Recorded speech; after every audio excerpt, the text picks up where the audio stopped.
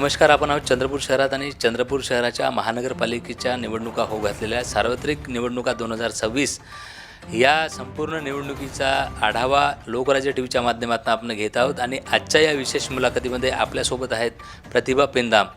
खरं तर ह्या प्रभाग क्रमांक 1मधनं उमेदवारी भारतीय राष्ट्रीय काँग्रेसच्या माध्यमातून त्यांना मिळालेली आहे आणि इथल्या समस्या, इथल्या नागरिकांच्या समस्या आपण त्यांच्याकडनं जाणून घेत आता प्रचाराचा वेग वाढतो आहे, तेव्हा उमेदवार हा प्रत्येक घरी आणि प्रत्येक नागरिकांपुढे इथल्या मतदारांपुढे जातो आहे आणि इथल्या समस्या जाणून घेत पुढील 5 वर्ष त्या समस्या सोडवण्याचं काम मात्र नगरसेवक करत असतो. यात किती तथ्यता असणार आहे, नेमकं त्यांची भावना काय आहे ते आपण या विशेष मुलाखतीमध्ये जाणून घेणार आहोत. ताई नमस्कार. काय सांगाल, कारण आता निवडणुकीचा वेग वाढतो आहे, आपण प्रभागात देखील आपण फिरत असाल, कुठल्या समस्या नागरिक वारंवार आपल्यापुढे ते रेटत आहेत किंवा सांगतायत ह्या समस्या आम्हाला सोडवा? कारण अनेक प्रश्न अनेकांनी उभे केलेत. निवडणूक आयोगांनी तब्बल 3.5-4 वर्ष इथे निवडणुका झाल्या नाही, त्यामुळे जो संपर्क होता नगरसेवकांचा आणि नागरिकांमधला तो संपर्क कुठेतरी तुटला असं देखील अनेक नागरिकांच्या मधनं लोकराज्य टीव्हीकडे ह्या सगळ्या समस्या देखील आमच्याकडनं बोलून दाखवतात.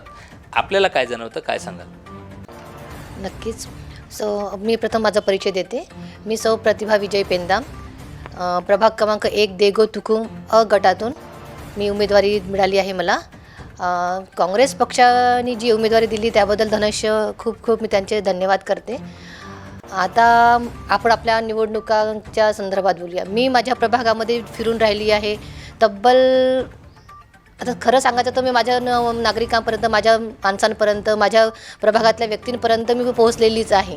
पण ज्या पोहोचल्यानंतर मी जे समस्या बघत आहे त्या समस्यांचं इतकं वाटतं की मी एक गृहिणी आहे, एक महिला आहे आणि एका महिलेला ज्या प्रकारच्या समस्या जाणवतात त्या मला जे जाणवतात त्याच समस्यापेक्षा आणखी जास्त समस्या आहेत प्रभागामध्ये.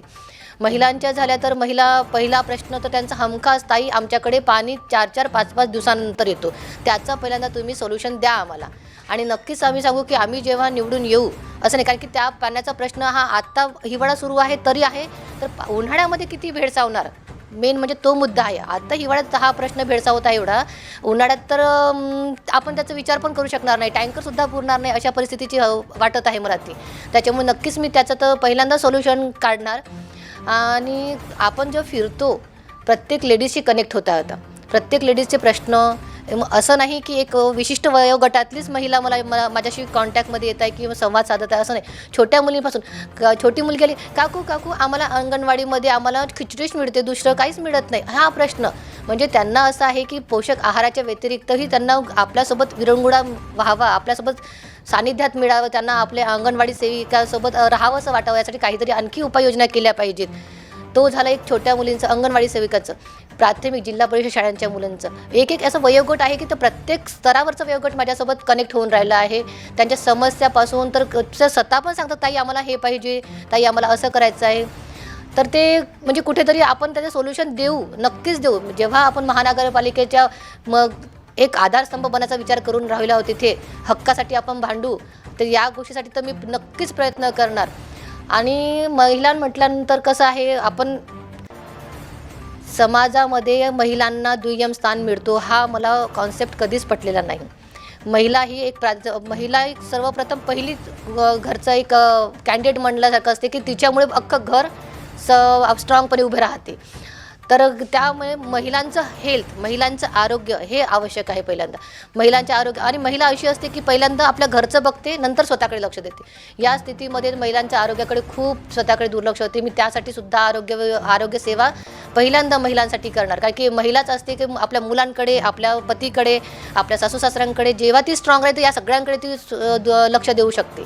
त्याच्यामुळे महिलांचं आरोग्य मी एक विशेष मोहीम सुरू केली की महिलांसाठी सखी आरोग्य हा माझा कॉन्सेप्ट आहे, की त्या माध्यमातून मी प्रत्येक घराघरामध्ये, असं नाही की गरीब घरचं किंवा श्रीमंत घरचं असं काही नाही, प्रत्येक सखी आरोग्य असं हे माझं एक कॉन्सेप्ट आहे. जेव्हा मी निवडून येणार तेव्हा हा सखी आरोग्य मी पुढे नेण्याचा प्रयत्न. काय सांगाल, इथली जी समस्या आहे प्रदूषणाची किंवा रोजगाराची, या संदर्भात आपण काय करणार?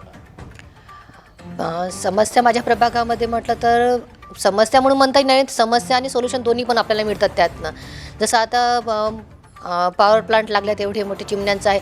तो तर पोल्युशनचं खूप आहे, कारण की त्याच्यातून मी पण त्रस्त झालेली होती. 2 वर्ष मला पण ॲलर्जीचा त्रास होता. त्याच्यानंतर असं लक्षात आलं की आपण त्याच्याकडे प्रॉब्लेम म्हणून बघत आहोत, पण त्याचे सोल्युशन काढणं आवश्यक आहे. प्रॉब्लेम तर येतच राहतील. त्याच्यामुळे इंडस्ट्रियल असल्यामुळे आपण इंडस्ट्रियलला हे नाही करू शकत की इंडस्ट्री नको आपल्याला, कारण की आपल्याला रोजगार कसं मिळणार. पण त्याच्यावरती सोल्युशन शोधणं हा महत्त्वाचा मुद्दा आहे. आणि त्याच्यावरती सोल्युशन म्हटलं तर पर्यावरण, झाडे लावणं, अतिउत्तम झाडे लावणं, जास्तीत जास्त झाडे लावायचा प्रयत्न करणं हा त्याच्यावरचा उपाय म्हणता येईल. आणि त्यातल्या त्यात स्वच्छता राखणं, जेवढी डस्ट असेल त्याच्यासाठी स्वच्छता राखली तर आणखी त्याच्यावरती उपाययोजना होऊ शकते.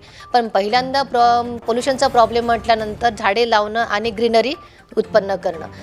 आणि जो आपण म्हटलं आता ताडोबाचा प्रकार, नक्कीच आम्हाला गर्वाची बाब आहे की आमच्या चंद्रपूरला ताडोबासारखं अभयारण्य आहे. त्याच्यातून आमच्या मेन म्हणजे माझ्याच प्रभागातून तो मेन रस्ता जातो ताडोब्याला जायचं असताना.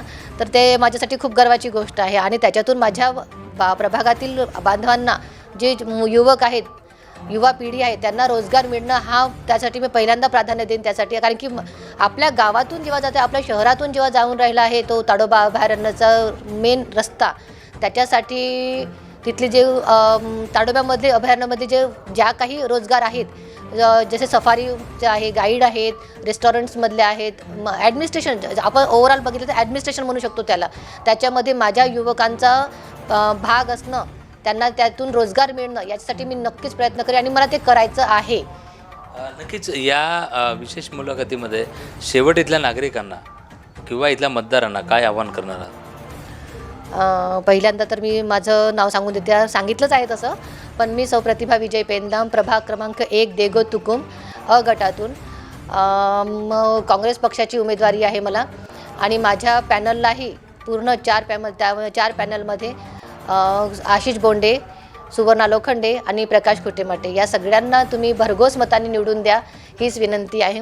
आणि माझ्यासोबत आमच्या पॅनलला तुम्ही जर निवडून दिल्यानंतर आम्ही जो महानगरपालिकेचा भाग बनू, त्यानंतर ज्या आमच्या प्रभागातील समस्या आहेत त्या समूळ सकट आम्ही त्या नष्ट करण्याचा प्रयत्न करू.